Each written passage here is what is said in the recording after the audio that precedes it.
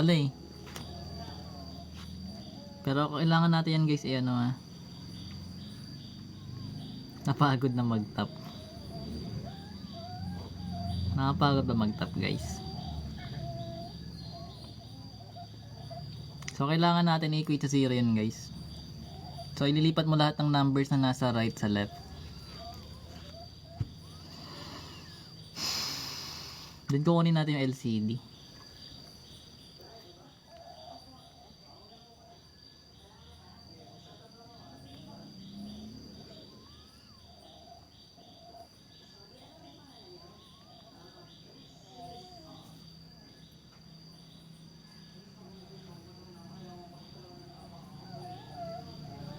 So magkakaroon tayo dito ng 2x minus 5, then minus 3, then x minus 5.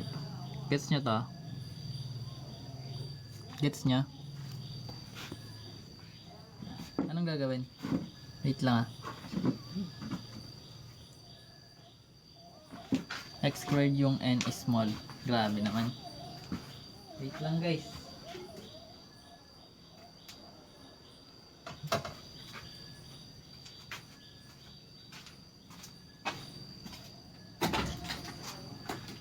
Gets yan? O simplify nyo na. Anong simplify nyan? Pag sinimplify, anong sagot?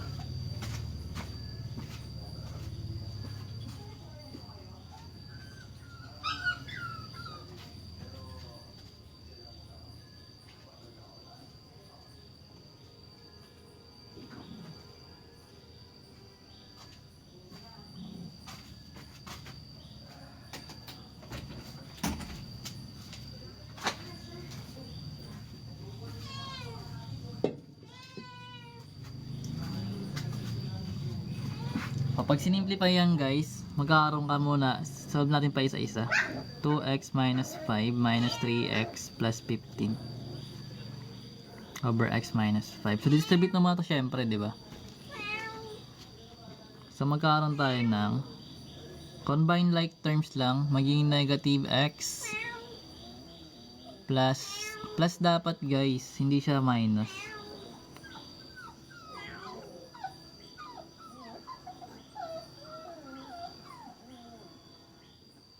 Gets ba?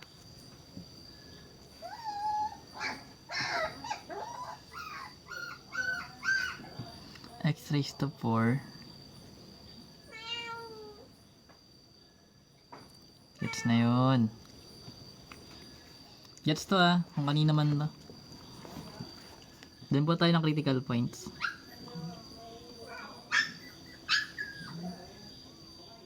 So equate lang natin yung both numerator denominator by 0. So magkakaroon tayo ng negative x plus 10 equals 0. Then x minus 5 equals 0.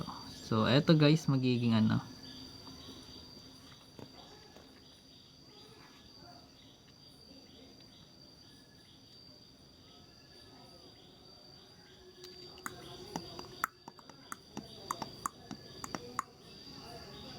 This is negative 10 or positive 10? That is positive 10 guys. Then yung kabila, basic 5.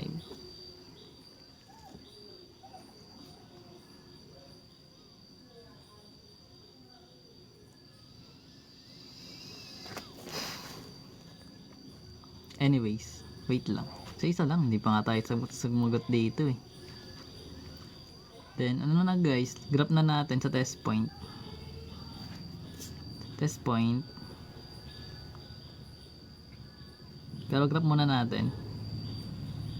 Ito yung 5. Ito yung 10. So, remember guys, eto guys may or equal. So, yung restriction natin sa denominator, lalagay natin. So, instead na magiging shaded tong 5 natin, magiging open circle lang siya. Pero yung 10 natin, that is shaded. Gets yun? Gets ba yun?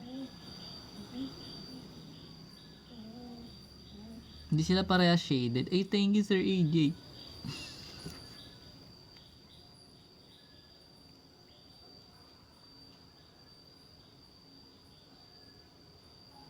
Di yun Gets? Bakit naging shaded yung 10? Eh kasi nga guys, nasa numerator yun. Tsaka naka or equal ka. Ito kasing 5 natin, dapat shaded din siya. Pero dahil nga restriction yung 5, bawal siya maging 0 eh.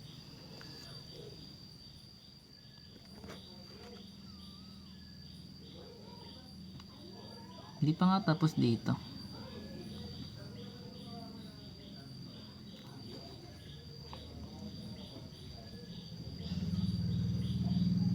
Gets?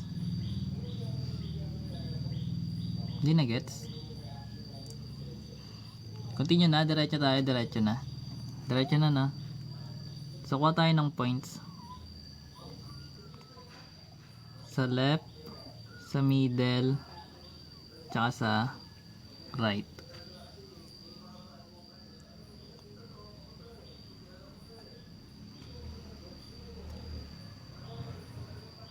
So, ano yung nasa left?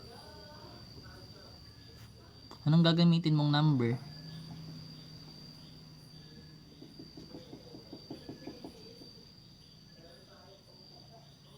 Nasa left. 0. Kasi 0 lagi. Kasi yan.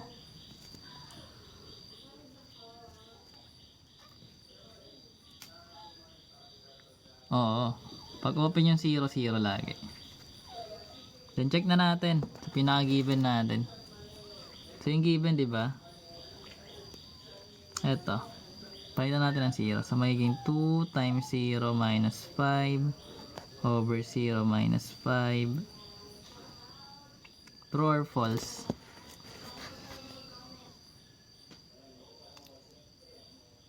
True or false, guys?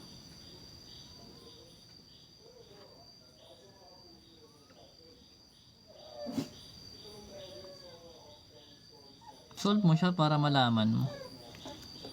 0 minus 5, negative 5 over negative 5. So magiging 1 less than equal 3. That is true. Kasi magiging 1 yung sagot. So kung true yun, shaded to.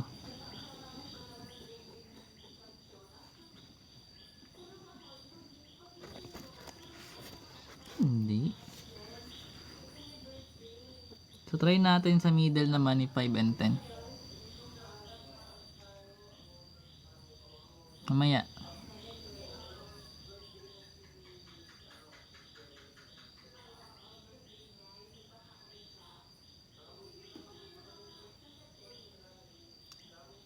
Seven pwede. Or 6 pwede. 9 pwede rin. So anong kunin natin? 6. Pinakamalapit. Para malit lang yung numbers. So magiging 2 times 6 minus 5 over 6 minus 5. True or false?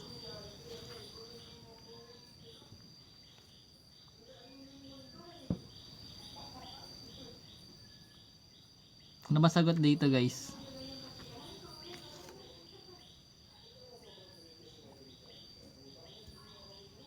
Yung pinakamalapit para hindi ka malito. Basta sa pagitan.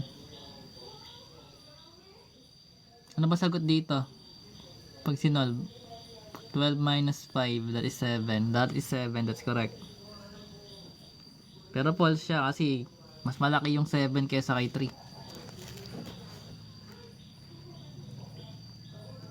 Sabig sabihin ito X. Yes.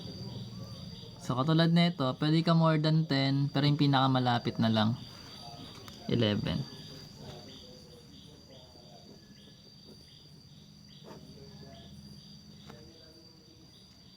True or false? 7 over 1 di po ba? Tama. Ano ba yung 7 over 1?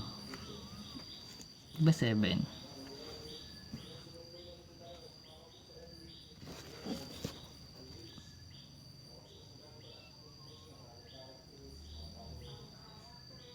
Ano bang sagot dito, guys?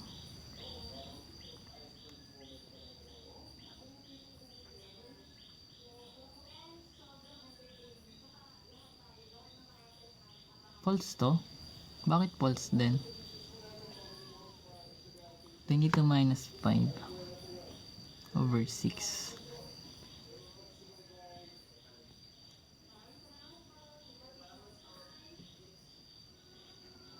True. O, 22 minus 5. Ilan yun? 17. 17 over 6. 612. O, less than yun. 2 point something lang yun guys eh. So, true to. De, ganito kasi yan. ML na Sir Jake. Sir